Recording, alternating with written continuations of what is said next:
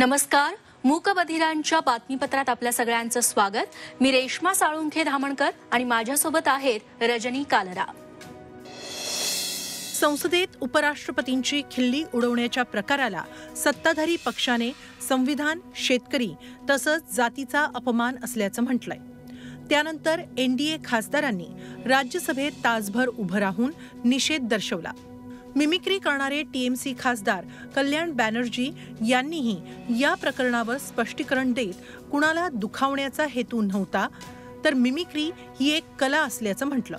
यावेळी जाट समाजानं त्यावर टीका करत कल्याण बॅनर्जी आणि राहुल गांधींनी माफी मागावी अशी मागणी केली. काँग्रेस खासदार राहुल गांधींनी उपराष्ट्रपतींचा मिमिक्रीचा व्हिडिओ बनवल्याची कबुली दिली आहे. यावेळी त्यांनी 150 खासदारांना सभागृहातून निलंबित करण्यात आलं. मात्र सभागृहात अदानी, राफेल, बेरोजगारी यावर कोणतीही चर्चा झाली नाही. त्यामुळे आमचे खासदार निराश होऊन बसल्याचं सांगितलं. पश्चिम बंगालच्या मुख्यमंत्री ममता बॅनर्जी यांनी पंतप्रधान नरेंद्र मोदींची भेट घेतली.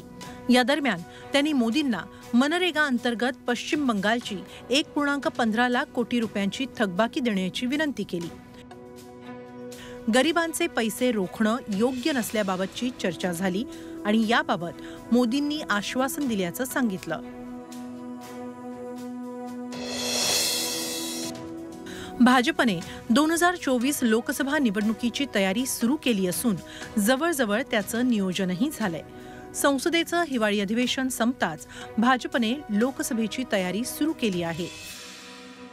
14 जानेवारीनंतर लोकसभेच्या 160 उमेदवारांची नावंही घोषित केली जाण्याची शक्यता आहे.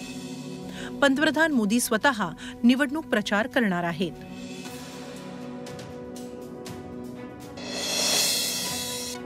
केरळमधील वाढत्या कोरोना रुग्णांच्या संख्येबाबत सरकार सतर्क झालंय. आकडेवारीत झपाट्यानं वाढ होत असल्याने लोकांमध्ये भीतीचं वातावरण पसरलंय. केरळमध्ये कोरोनामुळे 3 जणांचा मृत्यू झाला. देशात कोविडचे 500हून अधिक नवीन रुग्ण आढळलेत, तर 2 आठवड्यात 16 लोकांचा मृत्यू झाला आहे. आरोग्य मंत्रालयानं लोकांना सोशल डिस्टन्स राखून सॅनिटायझर वापरण्याचा सल्ला दिला आहे. बिहारच्या बेगुसरायमध्ये दारू तस्करांची मुजोरी समोर आली आहे. तस्करांनी पोलीस पथकावर हल्ला करत इन्स्पेक्टरची गाडीनं चिरडून हत्या केली. या हल्ल्यात एक होमगार्ड जवानही गंभीर जखमी झाला. बेकायदेशीर दारूच्या अड्ड्यावर छापा टाकण्यासाठी बेगुसराय पोलिसांचं पथक गेलं होतं. पोलिसांनी या कार मालकाला ताब्यात घेतलं आहे. त्याच्यावर मृत निरीक्षकाच्या मुलाने कठोर कारवाईची मागणी केली आहे. या घटनेसाठी केंद्रीय मंत्री गिरिराज सिंग यांनी मुख्यमंत्री नितीश कुमार यांना जबाबदार धरलाय. नितीश आपल्या हट्टामुळे लोकांचा बळी देत असल्याचा आरोप त्यांनी केलाय. मूकबधिरांच्या या विशेष बातमीपत्रात आज इतकंच. यानंतर एक छोटासा ब्रेक. बघत रहा झी24 तास.